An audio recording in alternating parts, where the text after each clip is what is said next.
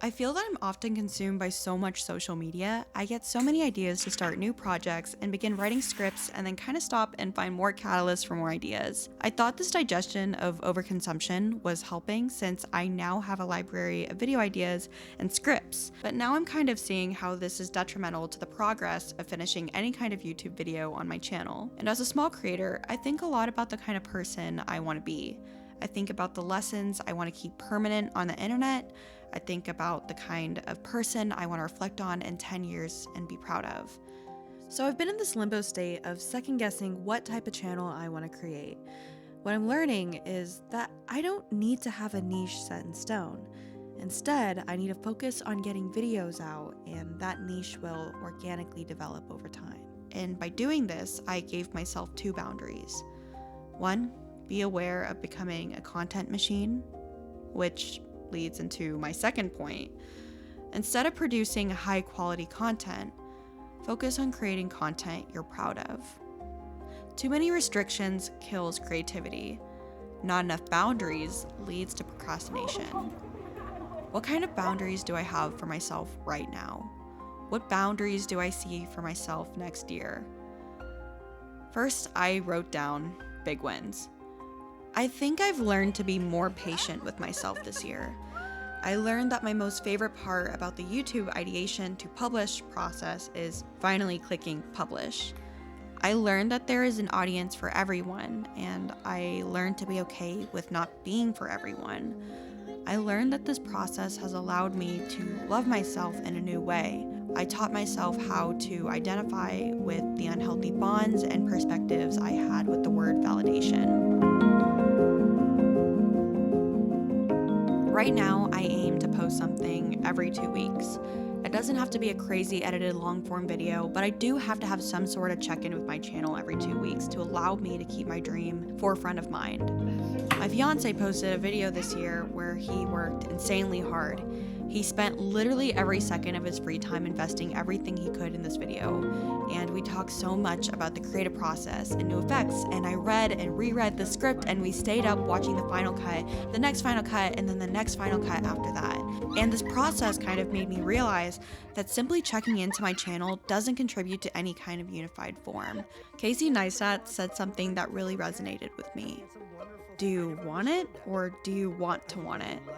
And I think after listening to that and reflecting on how my year went, I was so stressed with all these silly worldly responsibilities that I believe I wanted to want it more than actually wanting it. I consumed more than I created, and I was so caught up trying to figure out who I was as a creator more than actively creating the creator I wanted to be.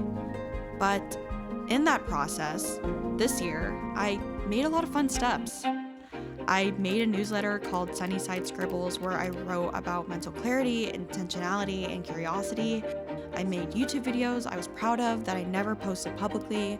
I hired other creatives and artists and worked with them from halfway around the world, and I never posted these videos because I realized these videos were made for me, and I think that was such an important and beautiful step in my journey, and this process gave me so much fulfillment, and it made me take a step back and remember why I even wanted to start taking YouTube seriously after stopping for such a long time.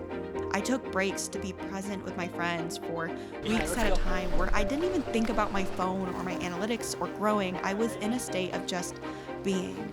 And that's a huge theme of my life this year, just simply being. I found some new interests. I got better at After Effects. I learned silks, and I made all my friends go to an acrobatics gym with me.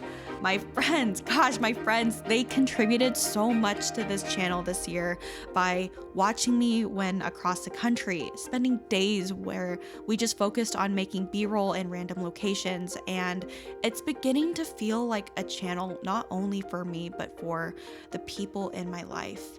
Yeah, wow, it's crazy saying that. But the most interesting YouTube videos, in my opinion, are the videos where the character is living and the camera is this tiny fly on the wall. I feel ridiculous labeling me living my life as a YouTube break, Because in these moments, I'm writing the narrative of my story, and without the story, there is no movie. There's nothing to say, there's no reason to make a YouTube video. So this year, there was some fun creative things that indirectly contributed to my YouTube journey. I produced my first short film last month. I was able to assist in filming a food pantry event where I interviewed the CEO of the Mavericks, woke up at 3 a.m., and got to feed hundreds of people in our community. I learned to fly a plane, something I never thought I would do in a million years. I went to Oshkosh for the first time and met so many cool people. I spent 2 weeks in Hawaii where I got engaged and went cliff jumping for the first time and met some of my fiance's family. I went to Puerto Rico and got lost in the rainforest with a few of my best friends, and I saw the first video of myself as a baby this year. I think this year taught me about learning to create for me, exercising dual awareness, becoming comfortable making art even though it may be in an echo chamber, and learning that you don't always have to be growing to be happy. Sometimes wherever you are is the best place you can be. And sometimes I think the world needs you to be comfortable where you are so you can soak up all the delight in that moment and learn to share it with those around you in that space.